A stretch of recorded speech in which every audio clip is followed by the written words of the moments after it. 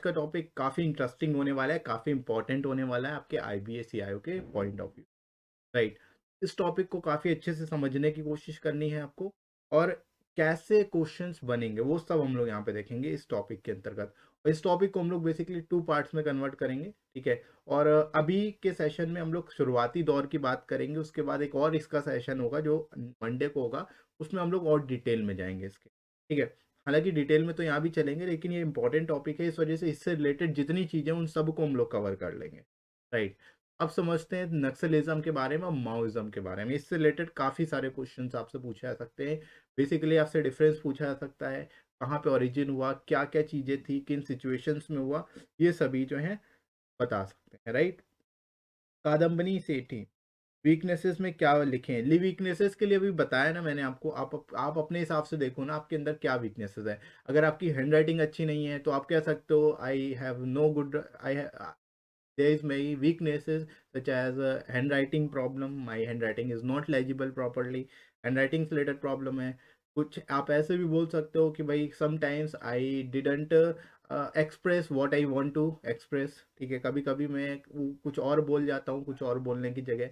इस तरह की मतलब माइन्यूट से छोटी मोटी जो है आप वीकनेसेस बता सकते हो यहाँ पे, राइट। क्योंकि ये सारी चीज़ें तो सभी के साथ है कि कभी कभी आप कुछ बोलना चाहते हो, बोल गलती से कुछ और देते हो, लिखना कुछ चाहते हो, गलती से कुछ और लिख जाता है ना। तो ये सारी स्मॉल वीकनेसेस हैं जो आप अपने हिसाब से देख सकते हो। और बाकी प्रीवियस क्लासेस को वॉच करिए, उसमें हमने वीकनेसेस की एक लिस्ट बताई थी, तो देख लेना।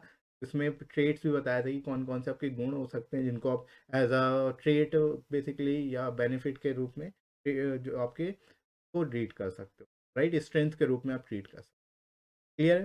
कादम्बनी कुछ इससे रिलेटेड मैं बैकग्राउंड आपको समझा देता हूँ ताकि आपको जो है एक आइडिया लग जाए। उसके बाद फिर आप इस टॉपिक को थ्योरी पढ़ने में देखो इतना इंटरेस्ट नहीं आता है जब तक आपको उसके बारे में पहले से पता ना हो, ठीक है। थ्योरी आपको तभी मज़ा देगी जब आपको पहले से कुछ नॉलेज होगी। अगर आपको पहले से कुछ नॉलेज नहीं है तो फिर आप थ्योरी नहीं पढ़ पाओ, ठीक है।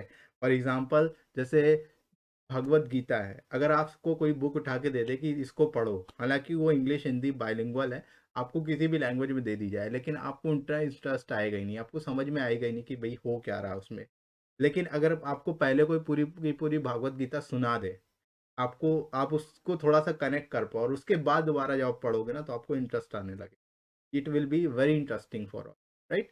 तो इस वजह से थोड़ा सा मैं बैकग्राउंड बता देता हूँ ताकि आपको अच्छे से चीज़ें समझ में आ जाए, राइट। अब आप सभी लोग कमेंट मत करना, ठीक है। आप कमेंट नहीं करेंगे, आप केवल समझेंगे, यहाँ पे चीज़ों को समझने की कोशिश करेंगे, राइट। अगर कहीं प्रॉब्लम हो रही है तो आप कमेंट कर सकते हो, अगर कोई इशू आ रहा है, अगर नहीं समझ में आ रहा है तो कमेंट करेंगे, अदरवाइज नहीं करें, राइट।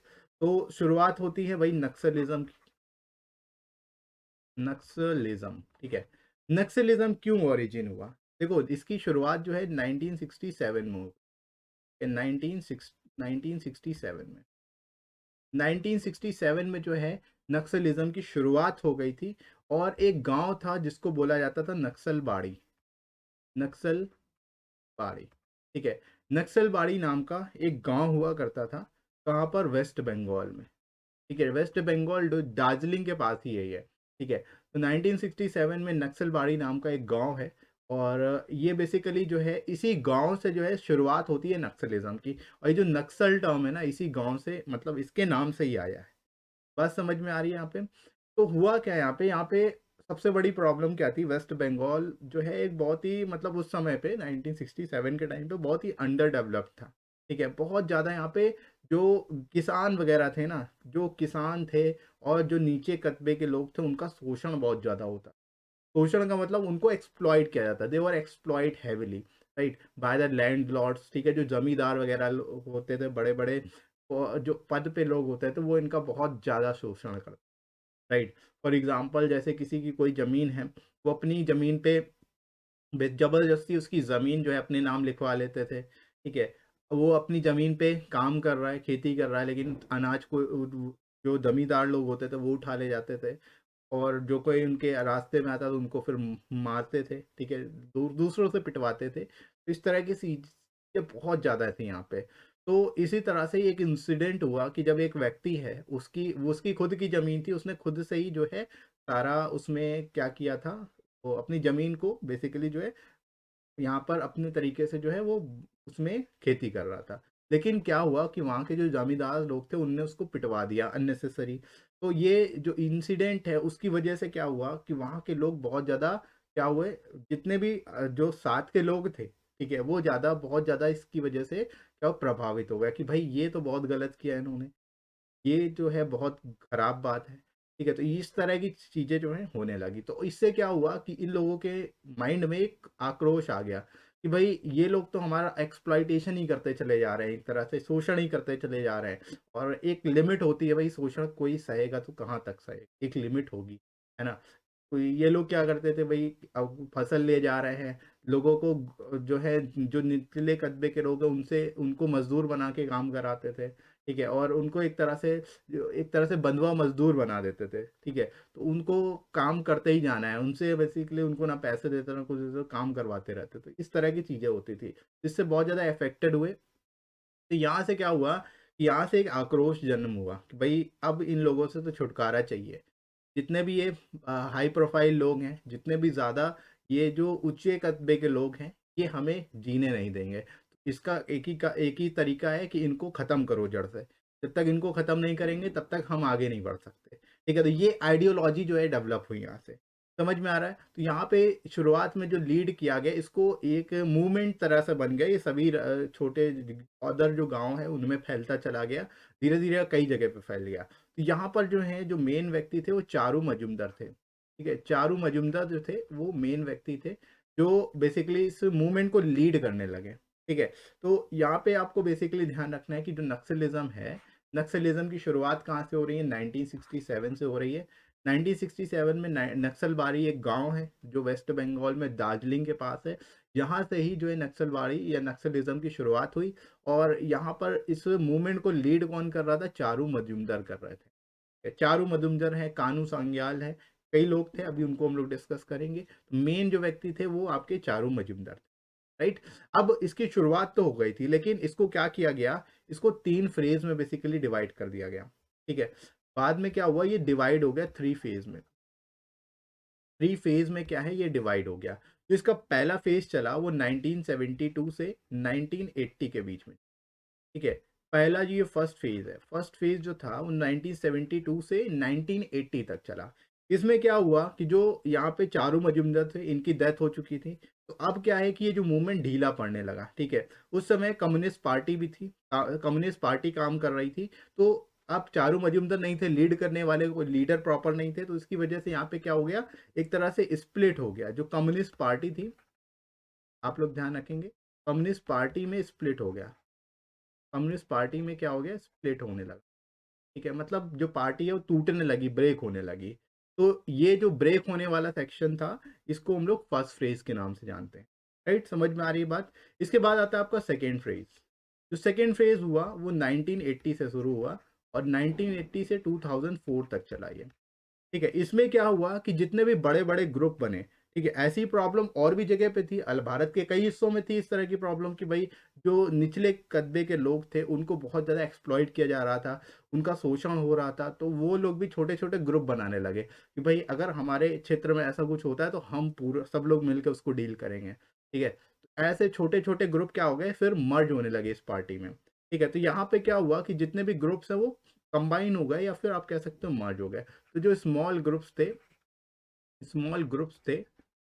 राइट, स्मॉल ग्रुप्स थे, वो क्या होने लगे, इसमें मर्ज, इस सेक्शन में क्या हुआ, मर्जिंग का सेक्शन शुरू हो गया। तो इसको हम लोग सेकेंड फेज के नाम से जानते हैं।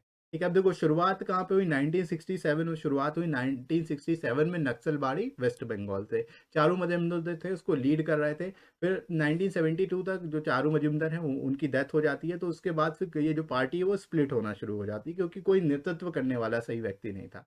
ठीक है, उसके बाद क्या होता है कि फिर जो सेकेंड फेज आता है उसमें जो अब ये टूट रही है पार्टी, उसको फिर से जोड़ा जाता है कि भाई अब सभी जितने भी छोटे छोटे दल हैं सब मिल गए आपस में। तो उससे क्या हुआ, ये पार्टी और ज़्यादा स्ट्रांग हो गई, क्योंकि छोटे छोटे जितने भी हैं सारे दल मिल चुके हैं।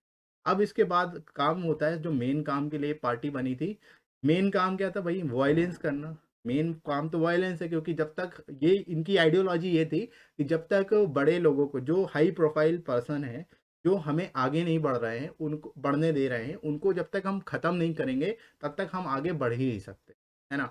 उनको ख़त्म करने की शुरुआत जो है थर्ड फेज़ में हुई।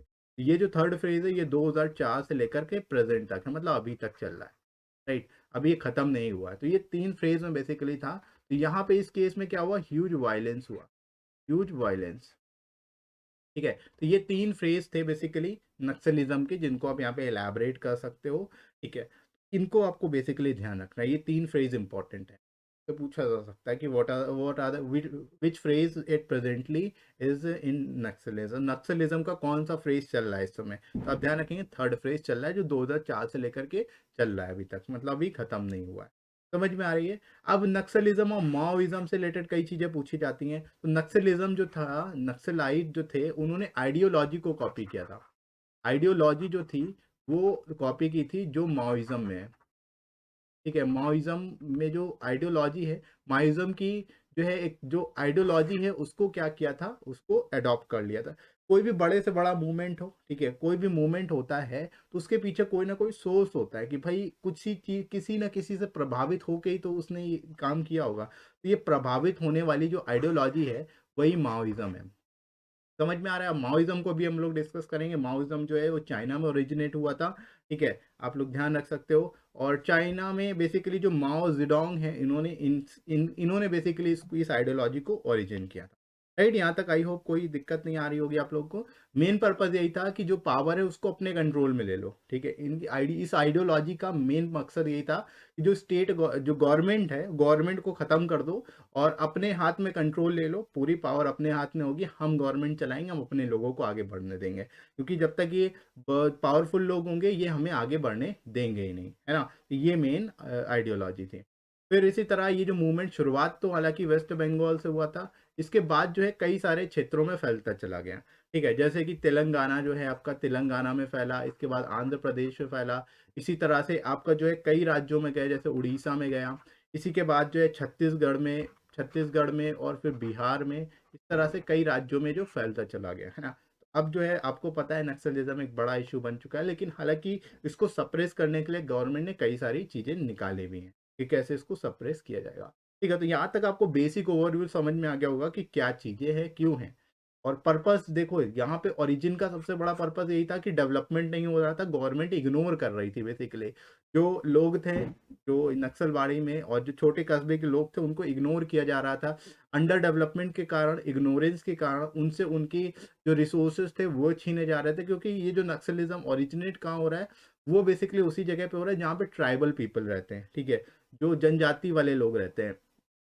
तो ट्राइबल लोग की सबसे अहम चीज़ क्या है? जल, जंगल और ज़मीन, ठीक है? जो बेसिकली जो है जल, जंगल और ज़मीन, ये 3 चीज़ें ही हैं उनके लिए। अब इन्हीं का अगर कोई उपयोग उनको ना करने दे तो उनको वो कहाँ जाएँगे? तो मेन इश्यू यही था। जल, जंगल और ज़मीन का ही मेन जो है इश्यू था, जिसकी वज़ह से बेसिकली नक्सलिज़्म जो है इतना फैल गया। समझ में आ रही है बात? शुरुआत में एज़ अ पीज़ेंट मूवमेंट, किसानों का आंदोलन के तौर पे इसको देखा गया, लेकिन बाद में फिर ये और भी ज़्यादा बढ़ता चला गया वॉयलेंस के तौर पे। ठीक है, तो आई होप यहाँ तक आप लोगों को समझ आ गया होगा, पूरा बेसिक कॉन्सेप्ट और पूरा बैकग्राउंड समझ में आ गया होगा कि भाई ओरिजिन कैसे हुआ, कहाँ-कहाँ से कौन-कौन से फ्रेज़ में बेसिकली आया और अब क्या हो रहा है, कैसे-कैसे चीज़ें चल रही हैं, राइट? अब हम लोग मूव करते हैं थ्योरी की ओर, क्योंकि थोड़ा-सा थ्योरी भी समझ, इसके साथ ही साथ फ्रेंड्स आप IBA-CIO के टियर 3 के बैच को ज्वाइन कर सकते हो, जो आप सभी के लिए काफ़ी ज़्यादा इंपॉर्टेंट होगा। यहाँ पे आपको mock question, notes and PDFs और साथ ही साथ इंटरव्यू से रिलेटेड सारी इंपॉर्टेंट टिप्स भी मिल जाती है। इंटरव्यू से रिलेटेड आपको करंट और सिक्योरिटी रिलेटेड इश्यूज भी यहाँ पे कवर हो जाएंगे। डेली मॉक क्वेश्चंस भी आपको प्रोवाइड किए जाएंगे प्रैक्टिस के लिए, और इंपॉर्टेंट इंटरव्यू से रिलेटेड जितने भी क्वेश्चंस हैं जो आपसे पूछे जा सकते हैं, उनको भी हम लोग यहाँ पे कवर करेंगे। साथ ही साथ आपका साइकोमेट्रिक टेस्ट है वो भी यहाँ पे कंडक्ट कराया जाएगा, तो वो भी आपको इस बैच के अंतर्गत मिलेगा। और 25+ आवर्स की आपको लाइव इंटरेक्टिव क्लासेस मिल जाएंगी। आपको डाउट सॉल्विंग सेशन मिल जाता है, आप 24/7 कभी भी डाउट पूछ सकते हो। और साथ ही साथ आपको रिकॉर्डेड वीडियोस भी मिल जाएंगे, वो भी आप रिवीजन कर सकते हो, राइट? इस साथ ही साथ गर्ल्स के लिए अलग सेपरेट ग्रुप की सुविधा भी है और लिमिटेड सीट्स अवेलेबल हैं, इस वजह से इस बैच को आप जरूर एनरोल कर लीजिए। राइट फ्रेंड्स, आपको एडिशनल 10% डिस्काउंट भी मिल जाएगा। डिस्काउंट कोड आपको यूज़ करना है SG10, ठीक है? जो आप यूज़ करोगे आपको 10% डिस्काउंट भी मिल जाएगा। इसका लिंक डिस्क्रिप्शन में दिया गया है। देखिए, यहाँ पे इसको हम लोग दूसरे नाम से भी जानते हैं, नक्सलिज्म को लेफ्ट विंग एक्सट्रीमिज्म के नाम से जानते हैं, इसके अलावा नक्सलिज्म या फिर माओइज्म के नाम से। इंडिया में इसको तीनों नाम से बोला जाता है, ठीक है। ये होता क्या है, एक तरह की आर्म इंसर्जेंसी होती है स्टेट या फिर जो हमारी पावर है, मतलब जो हमारी गवर्नमेंट है उसके अगेंस्ट एक तरह की इंसर्जेंसी होती है, जिसको लेफ्टिस्ट आइडियोलॉजी भी बोला जाता है। ठीक है, लेफ्टिस्ट आइडियोलॉजी से ये मोटिवेटेड है, राइट। इसके अलावा जो लेफ्ट विंग एक्सट्रीमिस्ट हैं इनको माओइस्ट बोला जाता है ग्लोबली, जबकि नक्सलाइट्स जो है इंडिया में बोला जाता है। अगर ग्लोबली बात करेंगे तो उनको माओइस्ट बोला जाएगा, अगर इंडिया की बात करेंगे तो नक्सलाइट्स बोला जाएगा, राइट। इनका मेन क्या एम क्या होता है, N arm revolution against government, मतलब एक तरह से आर्म रिवोल्यूशन तैयार करना, लोगों को एक तरह से प्रिपेयर करना गवर्नमेंट के खिलाफ। ठीक है, ये इनका मेन जो है रिवोल्यूशन है, मेन मकसद। ठीक है, तो यहाँ तक आई होप बात समझ आ गई होगी। अब देखिए थोड़ा सा ओरिजिन के बारे में जो भी मैंने बताया उसको समझ लेते हैं। देखो ओरिजिन जो है नक्सलिज्म का कहाँ से 1967 से आ रहा है। कहाँ से आ रहा है भाई, नक्सलिज्म जो है ये नक्सलबाड़ी एक गांव था, जो बेसिकली जहाँ से नक्सल टर्म भी ओरिजिनेट हुआ है। आप ध्यान रखेंगे नक्सलबाड़ी से ही नक्सल टर्म ओरिजिनेट हुआ है। ये कहाँ पे था, वेस्ट बंगाल के दार्जिलिंग डिस्ट्रिक्ट में। ठीक है, तो वेस्ट बंगाल से बेसिकली इसकी जो है शुरुआत हो रही थी। अब क्या हुआ कि इनिशियली जो अपराइजिंग थी उसको लेड किया था चारू मजुमदार, कानू सान्याल और जो है जंगल संथाल ने। ठीक है, और ये जो थे कम्युनिस्ट पार्टी के मेंबर भी थे, मार्क्सिस्ट के, राइट। इनिशियली जो फॉर्म ऑफ ये जो अपराइजिंग थी ये पीजेंट रिवॉल्ट थी, किसानों का आंदोलन था, बेसिकली गरीबों का और निचले कस्बे के जो लोग हैं उनका आंदोलन था, क्योंकि उनके खिलाफ बेसिकली बहुत सारी चीज़ें चल रही थी, उनके फेवर में कुछ नहीं चल, वो बहुत ज़्यादा परेशान थे। उसकी वजह से ही उनको क्या करना पड़ा, वो इस फेस में बेसिकली जो है हथियार उन्होंने उठा लिया एक तरह से, कि भाई जब तक इन लोगों को, पावरफुल लोगों को हम नहीं ख़त्म करेंगे तब तक हम आगे नहीं बढ़ सकते, है ना, कारण यही था। अब उसके बाद क्या होता है, 1967 में ओरिजिन हो गया, उसके बाद 1969 में कम्युनिस्ट पार्टी और मार्क्सिस्ट लेनिस्ट का फॉर्म हुआ। ठीक है, अब यहाँ पे मार्क्सिस्ट और लेनिस्ट ये पार्टी फॉर्म हो गई, राइट। इसके अलावा जो ओरिजिनेटेड है ये वेस्ट बंगाल में हुआ, लेकिन ये बेसिकली जो मूवमेंट है स्प्रेड होता गया उन सभी रूरल रीजन में जो लेस डेवलप्ड है, जो उतना ज़्यादा डेवलप नहीं है। ठीक है, चाहे वो साउदर्न के हो या ईस्टर्न के हो, जैसे कि आपका तेलंगाना, आंध्र प्रदेश, उड़ीसा, छत्तीसगढ़, बिहार, इन जगहों पे बहुत ज़्यादा तेज़ी से ये जो है मूवमेंट बढ़ने लगा, क्योंकि यहाँ पे डेवलपमेंट नहीं था। अब डेवलपमेंट नहीं था तो उसकी वजह से क्या है कि समस्याएं ही समस्याएं, समस्याएं, तो उसको निपटाने के लिए कुछ ना कुछ तो होना चाहिए। तो जब गवर्नमेंट नहीं कुछ कर रही तो भाई हमको खुद से ही करना पड़ेगा कुछ ना कुछ। तो बस यही समझ लीजिए, जब कोई इज्जत नहीं दे रहा तो भैया इज्जत तो हम खुद लेंगे ना, खुद हम अपने अपने दम पे इज्जत लेंगे, राइट। समझ में आ रही है बात, तो मेन चीज़ यही है, क्लियर है। अब देखिए इसके कारण, इसके फैक्टर्स क्या क्या थे, कौन कौन से फैक्टर थे जिसकी वजह से ये जो ओरिजिन हुआ। तो सबसे पहला पॉइंट आप ध्यान रखेंगे, लैक ऑफ डेवलपमेंट, विकास नहीं हो रहा था। ठीक है, विकास बिल्कुल हो ही नहीं रहा था, तो रोजगार के साधन नहीं है, जो खेती कर रहे हैं उसी से कमाई हो रही है। उसमें भी जो लैंडलॉर्ड, जो बेसिकली जमींदार लोग होते थे, वो क्या करते थे भाई, उसमें से भी आधे से ज़्यादा अनाज वो खुद ही ले जाते थे, तो बचा हुए में क्या खाएंगे, क्या करेंगे, कुछ नहीं कर पाते, राइट। तो ये सारे बड़ा बहुत तरीके के इशू थे। हालांकि ये जो स्टेट थे मिनरल रिच स्टेट थे। ठीक है, जहाँ जहाँ से इसकी शुरू, छत्तीसगढ़ है, आंध्र प्रदेश है, सब मिनरल रिच जो है स्टेट्स हैं, तब भी यहाँ पे जो है इशू थे इस तरह के। इसके अलावा ये जो ट्राइबल बेल्ट है ये सबसे ज़्यादा निगलेक्टेड थी। ये जो ट्राइबल जो है इन क्षेत्रों में ज़्यादा थे, तो इनको निगलेक्ट किया गवर्नमेंट ने, जिसकी वजह से ये ज़्यादा बढ़ा, राइट। इसके अलावा मिस मैनेजमेंट, जो है एडमिनिस्ट्रेटिव मशीनरी जो थी वो कहीं सही नहीं थी, सही से मैनेजमेंट नहीं कर पाए सही तरीके से। करप्शन बहुत ज़्यादा फैला हुआ था, जिसकी वजह से लोग और भी ज़्यादा, लोगों की एक तरह से हालत ख़राब होती जा रही थी। तो करप्शन एक बड़ा इंपॉर्टेंट, या फिर आप कह सकते हो एडमिनिस्ट्रेटिव मशीनरी सही नहीं थी, लोगों की समस्याओं को नहीं सुना जा रहा था, लोगों की जो प्रॉब्लम्स है उसको ख़त्म नहीं किया जाएगा, तो वो कुछ ना कुछ तो करेंगे, तो इसी तरह से उनका ये रिवॉल्ट बने, राइट।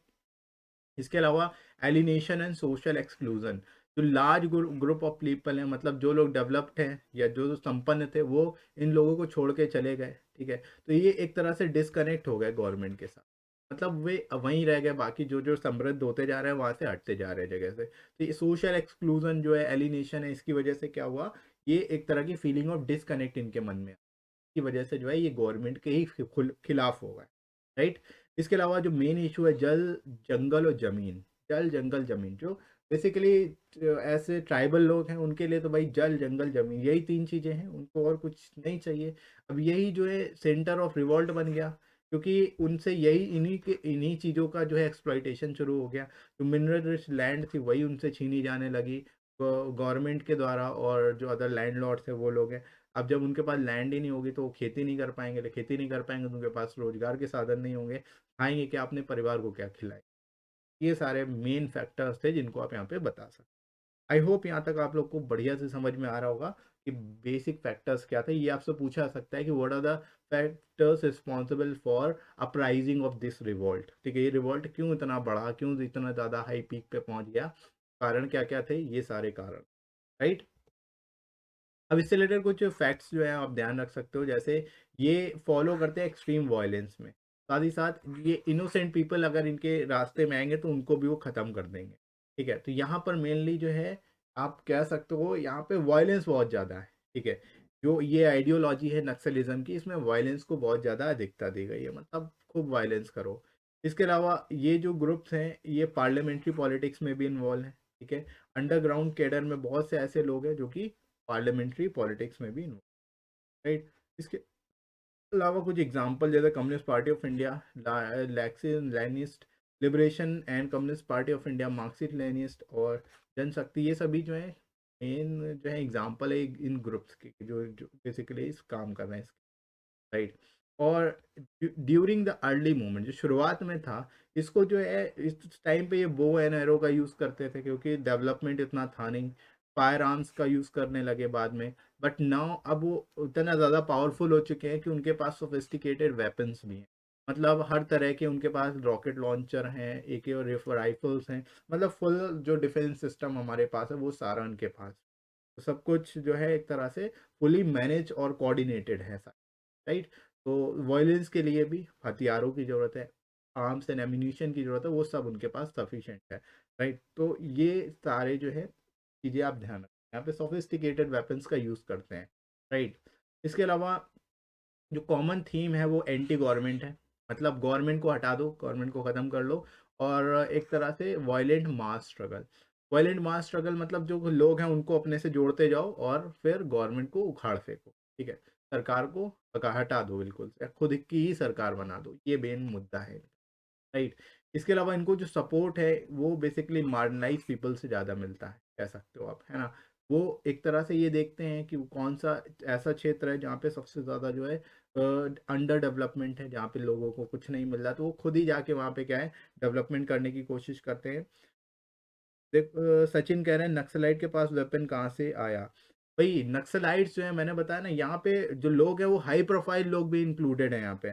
ठीक है, इनकी आइडियोलॉजी जो है केवल इन्हीं क्षेत्रों में सीमित नहीं है, इनके ऐसे भी लोग हैं जो बहुत ही ज़्यादा हाई प्रोफाइल लोग हैं, वे भी इसमें इन्वॉल्व हैं। ठीक है, तो जो हाई प्रोफाइल लोग हैं जिनके पास बहुत पैसा है, जिनके पास पावर है, तो वो सब सप्लाई करेंगे ना इन लोगों को।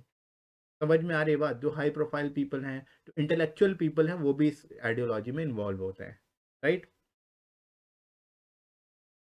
राइट, अर्बन नक्सल, हाँ बिल्कुल, समझ में आ रही है बात सभी को।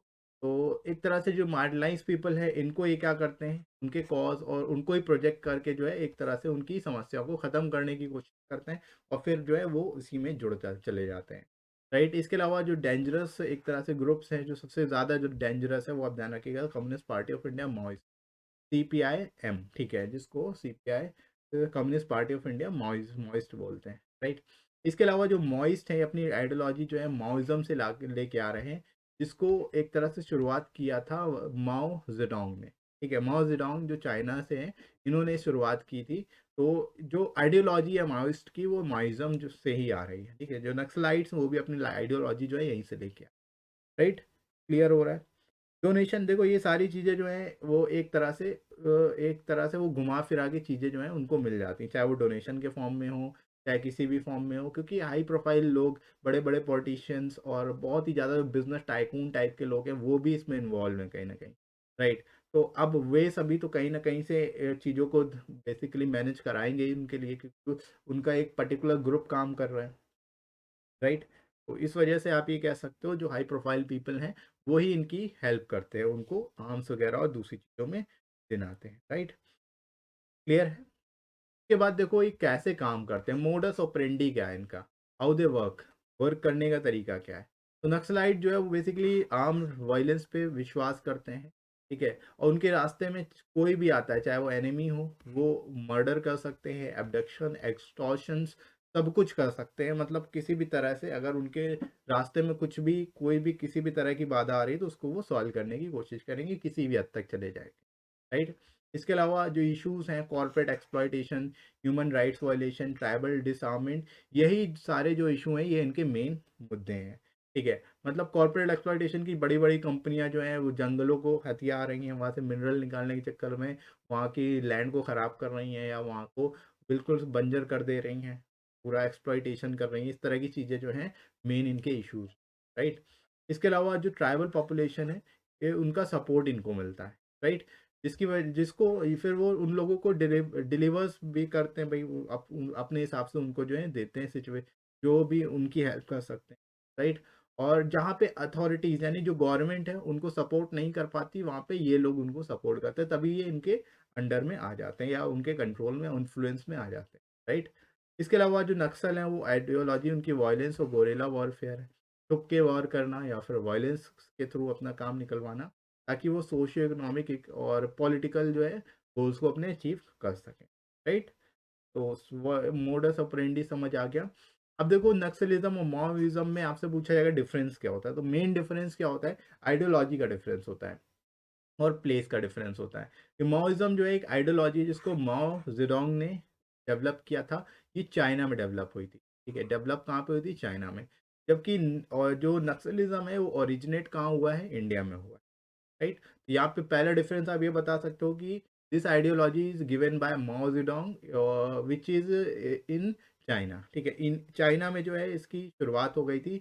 जबकि ये जो आइडियोलॉजी इसको फॉलो करता है नक्सलिज्म, मतलब जो नक्सल्स हैं जो कि इंडिया में ओरिजिन हुआ है जिनका, वो इसको फॉलो करते हैं, राइट।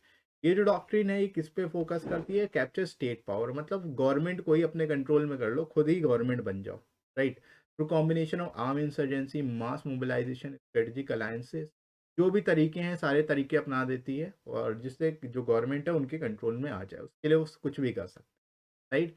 मॉइज्म जो है इम्फेसिस किस पे करता है, मिलिट्री लाइन पे टू कैप्चर पावर, मतलब मिलिट्री को एक कंप्लीटली अगर आप अपने अंडर में ले आओगे तो पूरी पावर आपके हाथ में आ जाए, राइट। तो इस वजह से आप कह सकते हो जो कॉमन थ्रेड है इन दोनों के बीच वो आर्म रेजिस्टेंस और वायलेंस है। वायलेंस मॉइज्म में ही वायलेंस है, नक्सलिज्म में ही वायलेंस है, तो ये कॉमन थ्रेट है दोनों के बीच में, आर्म रेजिस्टेंस और वायलेंस, राइट। ये कॉमन थ्रेट है दोनों।